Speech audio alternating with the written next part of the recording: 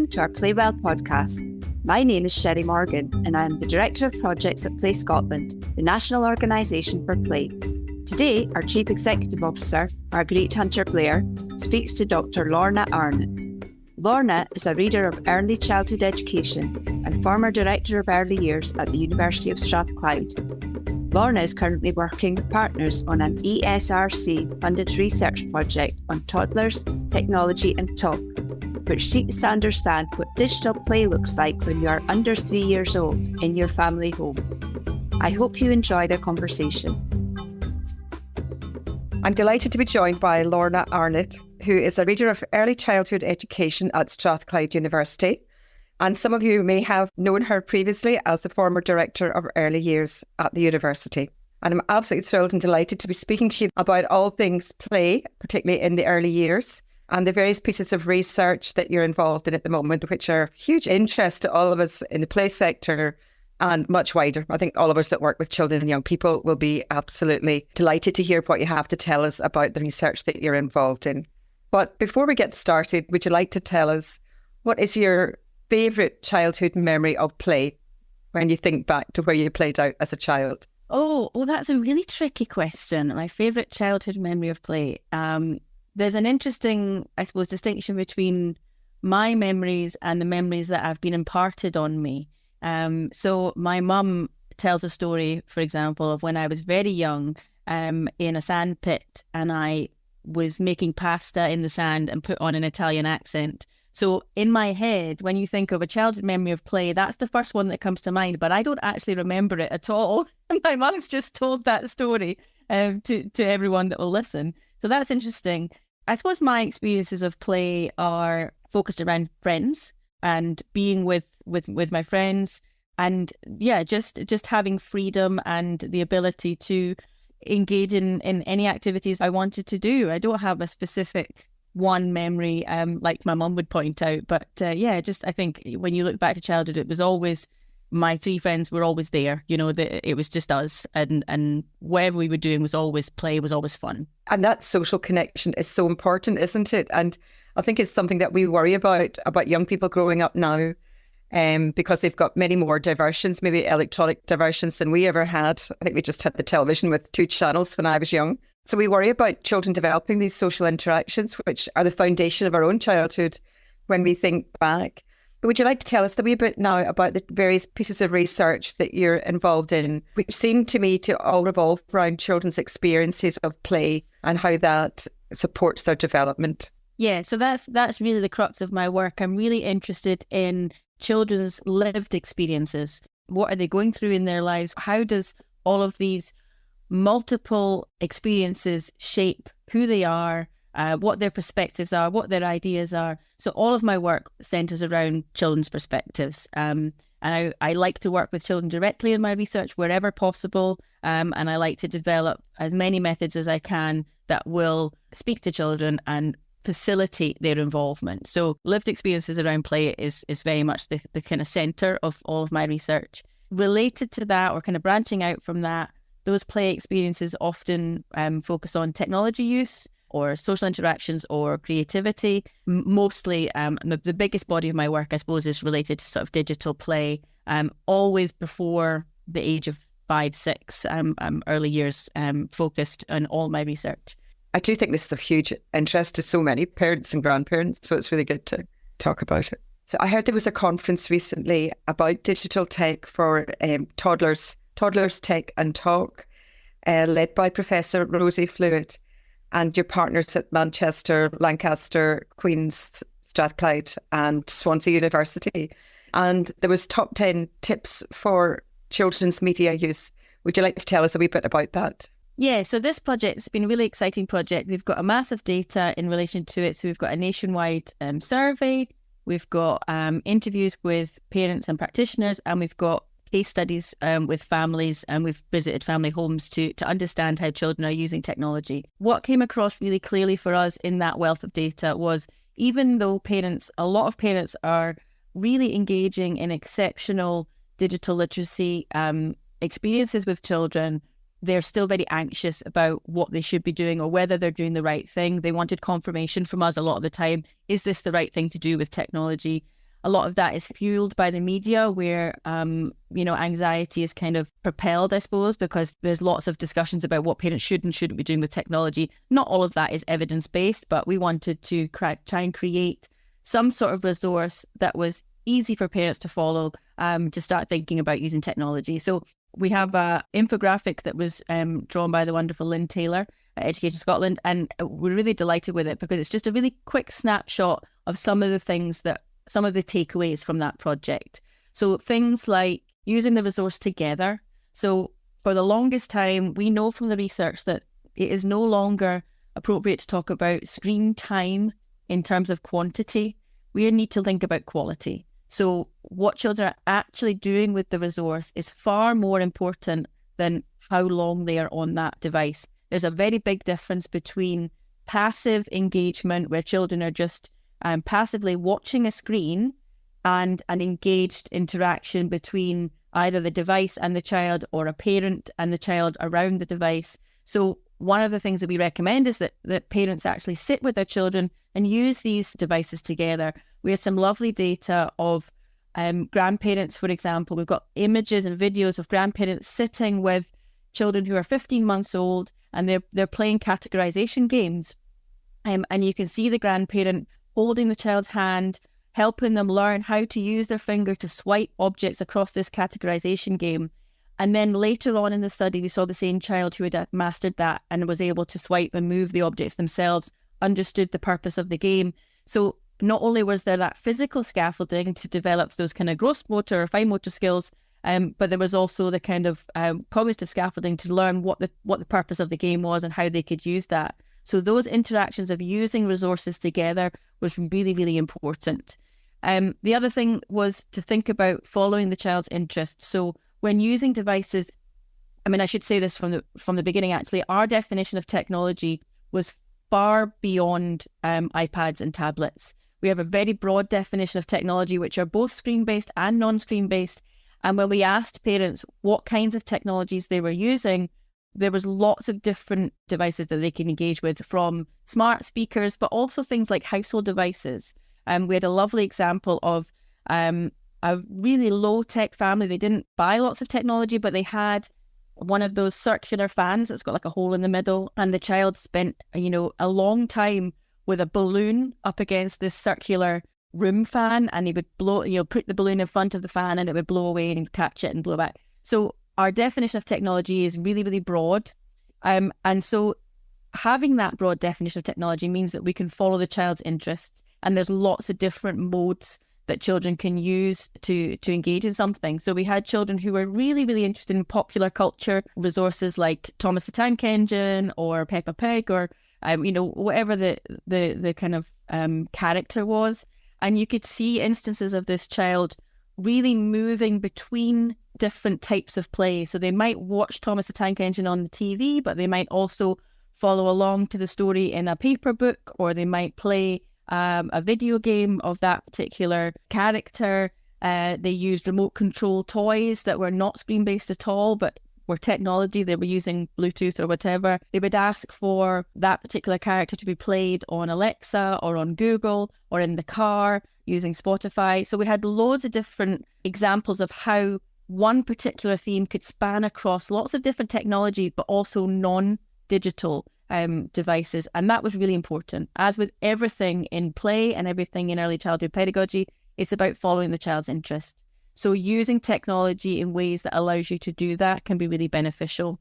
Absolutely fascinating to hear all this. And I think on a very oversimplistic level, some of us might have thought of these digital devices simply as babysitting devices. Yes. So it's interesting to hear the research and the complexity of what is actually going on and the interaction, which I think is very reassuring. Yes, absolutely. We saw very few actually in the recent study. We saw very few instances of technology being used in that kind of babysitting manner. There were instances where technology was used to support mothers or families where maybe they had multiple children and they had to tend to the baby while the toddler needed to be entertained. But they did that in creative ways as well. So, for example, we had one family where the mother was tending to the baby and the toddler was used to having story time in the evenings. The father was out of the country at that point in time. And so in order to tend to the baby, the mother set the toddler up with a video call with the dad. They had a Yoto player with the little cards in that they read stories, and she had a book. And the father listens to the story on the Yoto player with the little girl. They talked about what was happening in the book. So he wasn't reading the story. Actually, the Yoto player was reading the story, but he was there facilitating on video call while the mum could tend to the newborn baby. And I suppose in that kind of sense, it is a digital babysitter, but it's also an interactive one where the father was there. Feels like a really constructive, positive use of the technology, which yes, it blows a lot of us away. We can't imagine how wonderful it is. It's hard to absorb the different aspects of it and how it really does enhance a lot of our lives, this digital platform, all these digital platforms in some ways. And it's lovely and reassuring to hear them used in such a constructive way, because we do, as you said at the beginning, tend to focus on the media reports, which obviously focus on the things that don't seem to be working, and the dangers further down to older children. And so we tend to think of children then as a monolith rather than unpicking the early years, the next stage, etc. So it is fascinating to hear this and actually quite reassuring. And I know you've got some tips that you would recommend or suggest to families for media use. I don't know if you'd like to tell us about some of those. One of the things I suppose was that at this particular age, this project was 0 to 3. So we asked parents about, how secure they felt in having guidance about safety. And they said at this age, most of them said at this age, they didn't really have concerns because the technology wasn't being used by themselves. Parents were always in the room, so they always knew what they were doing, so they could kind of mediate it in that way. They did raise concerns about as the children grew up, how would they still manage that process if it was much more independent play? And so for that, we recommend the obvious that use those parental mediation tools that are available on these devices. So things like YouTube Kids have parental controls. If you sign up into an account and create a profile, you're able to block certain videos that you don't want your child seeing. There is systems in place if you know how to use them. So looking into your own digital literacy learning and thinking about how you can use that to ensure children's safety is really helpful. Having conversations with children continually about media literacy is really, really important as well. With older children, we might engage in discussions about, what they're watching on YouTube and the reality behind those videos. That doesn't mean we shouldn't be doing that with our youngest children as well. Having those reflections and seeing it as opportunities to discuss why something's happening and how things should be happening is really, really important. So having those conversations with children was really important, but certainly learning about the parental controls that are available and using those wherever appropriate was advised as well.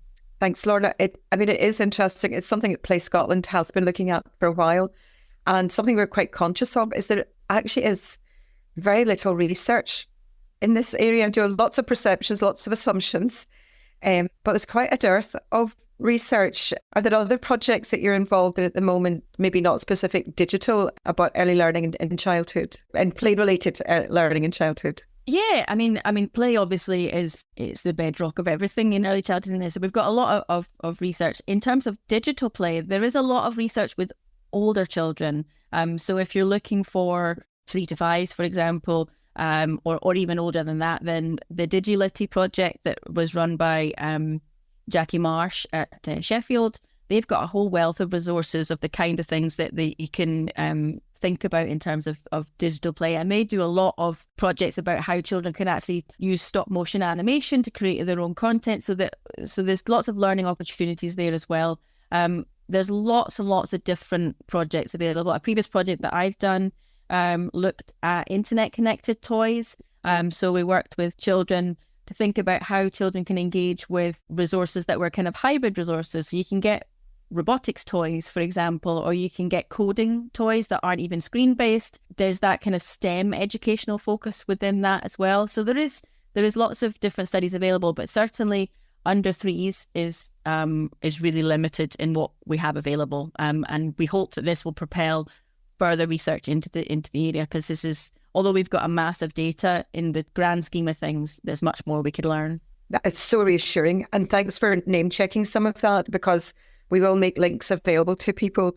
I think it is, as you say, it's really important that parents understand the developments in technology and the kind of role and responsibilities that they've got. But I think all of us in the sector have a responsibility to be on top of and be aware of the research that's going on and what it's telling us, and make that available to parents, because we just want to support them. And it is something that a lot of us know very little about. And as you said, we're quite often led by media headlines. And it's quite hard to get into the detail beneath that to see what is the learning from it. And I think there's so much obviously of benefit here if we can harness it and use it to children's advantage to support their play, which is what we do and have been doing for such a long time. So that updating our own learning about digital is actually very, very important. So all the links that you've given us and mentioned, we will make sure that these are available to people who will be listening to our lovely podcast. I know you're particularly interested as well, Lorna, in creativity. We know that play is all about creativity and nurturing curiosity. And would you like to share any findings with us on your research into this? Yeah, I mean, I think for me, they're kind of all interlinked. So I think stepping back to thinking about pedagogy and the kind of foundational principles of how we support children's learning, all of that comes from the child's perspective and from following their lead. So I think whether it's technology-based or non-technology-based, it's about creating those opportunities and those spaces to allow children or facilitate children to do things how you might not expect. Just because we've got something in mind about how things might go doesn't necessarily mean that has to be the only way that things can go. So I remember doing a research project with Deirdre Grogran, and we were really interested in numeracy and literacy, and we were trying to think about, how can we structure scenarios where we can observe children engaging in play that might relate to numeracy and literacy. And we were in a home corner, so we brought in flour and we brought in weighing scales, and we brought in all these kind of resources that might facilitate, might provoke or prompt numeracy and literacy experiences and discussions. And what was really interesting was behind the home corner, children were playing with a wooden train track. And before we knew it, the flour was not being used for numeracy and literacy. The flour was being turned into snow on the train track, and it ended up all over the floor and around this train track. For us, there was a moment of, do we stop this and say, actually, we're really interested in numeracy and literacy here? Or do we follow it through and we see what the children want to do with it in that scenario? And, being open to flexible options meant that those children had wonderful play experiences. The learning was perhaps something a little bit different, elements of weather or, engineering and how the trains might slide off the track and all those kind of things. But there was still a valuable learning opportunity there just by listening to the children, understanding what they wanted to do with that and following through with that. So I think it's the same with everything that we do. We have to be mindful that what we have envisaged as adults doesn't necessarily pan out. And I think that still leads to valuable insights. And it's the same with research methods. So if anyone's engaging in research or perhaps practitioner inquiry or, trying to understand their own practices better or understand children's perspectives particularly, that flexibility and creativity becomes central, because although you've got an agenda in mind, when you employ approaches that involve children, the unexpected is always likely, but the unexpected can lead to more meaningful or more interesting insights. So I think for me, the creativity work is about embracing the unknown and embracing what the possibilities are. I really like Anna Craft's work on creativity and possibility thinking, and to think about, how we can see things differently just through the child's lens. That example that you were using reminds me so much of the children that prefer the box on Christmas morning to whatever's in the box. And as you say, it's maybe not what it was all intended for, but you hear a lot of interaction, social interaction, learning and creativity going on with the box. That is the challenge to a lot of us, I think. Yeah, absolutely. Or you go the completely other way. And I think it's Pat Broadhead did some work on, I think she called it the whatever you want it to be space. And she just had a space that was completely unstructured, didn't have any particular it wasn't set up as a home corner and a construction corner. It was just this empty space with really, loose parts, objects, and just let the children go free and see what happens. And the insights you get from just having that completely unstructured creative moments can be really, really insightful if, as adults, we're, willing to observe and to step back and watch that happening. Lorna, I know at the heart of a lot of your work is your interest in children's voice, and that a lot of your methods are grounded in children's participation and ensuring that their voice is heard. Would you like to tell us a little bit about that? Yeah, so it's an interesting story how this came about, really, because when I was doing my PhD, Dr. Christian Siemens was my supervisor. And as part of that, we developed methods that were grounded in play to understand, again, children's perspectives about technology use. That project was about social interaction and technology. But we were interested to understand children's perceptions of how the rules in the environment shape their social interaction. So we created sort of sorting activities, and we created storyboards and things that children could follow through. And I just assumed that this was the kind of standard with early childhood research, that most people would do these approaches. And then it wasn't until much later in my career I met Professor Kate Wall, and she very much said, this is not the norm. It's not the standard thing that people engage with play methods for young children. So we decided to develop some resources around that. And we've got a book that is a theoretical book about voice and what that looks like across different cultures. So we've got Theory and Practice of Voice in Early Childhood, which is a Routledge book. But we've also got Research Through Play, which is a particularly methods-focused book about how we can look at pedagogy and turn that into data for analysis. And so we use it for academic research, but it's actually really also applicable to anyone who is maybe perhaps researching their own practice, practitioner inquiry. We use it a lot for our fourth-year undergraduate students who are engaging in research projects about their practice, because year on year we were teaching research modules with students, and we'd say, right, you need to do some research about your practice. And they'd say, well, I've looked at all the research literature, and how do I do an interview, or how do I do a survey with a 3-year-old, or how do I work in a baby room, how can I engage in these methods? So we've developed this resource, which is very much focusing on how practitioners listen, because we know practitioners are skillful researchers. They don't call it research, they just call it pedagogy or practice. At the heart of everything that practitioners are doing in early childhood settings is listening to children, understanding their perspectives to try and follow their lead in pedagogy. So we wanted to think about, well, how do you do that? How do you, one, really get to know and understand children? So what were practitioners doing in those situations? And how do we also engage children to want to share their stories with us? So we looked at pedagogy and we said, well, in early childhood, the gold standard for pedagogy is play.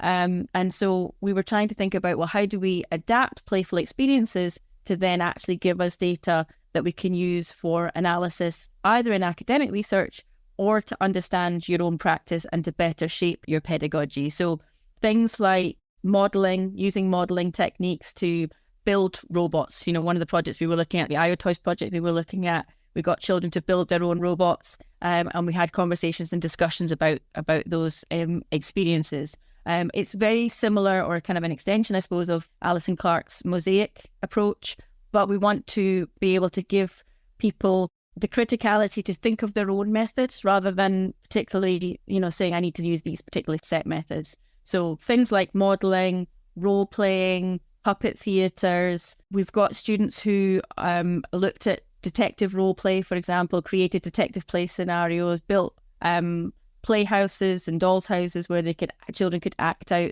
scenarios. In another project, we looked at understanding the literacy and home corner. The practitioners built miniature models of their area, and they got children to create characters, and they acted out what they were doing in the scenario. So that's another passion of mine, and it goes back to that need for flexibility and creativity, because when you use these approaches, sometimes you get really helpful data that aligns squarely with what you want to find out.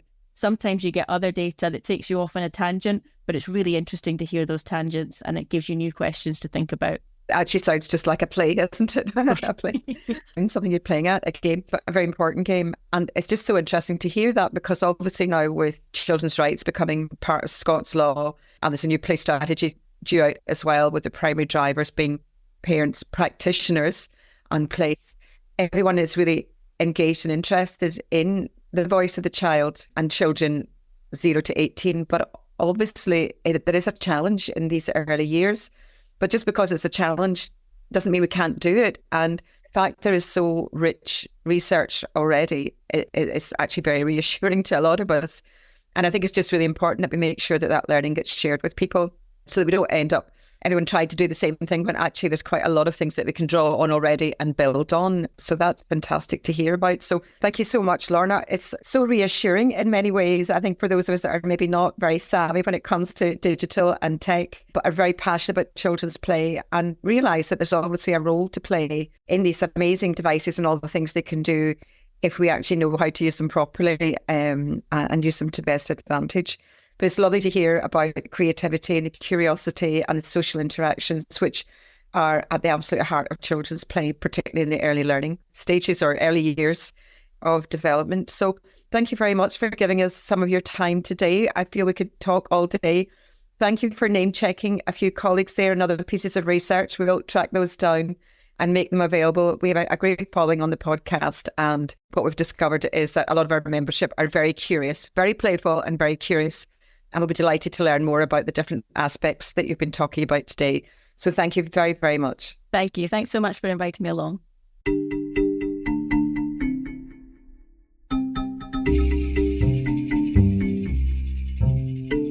Thank you for joining us on this podcast.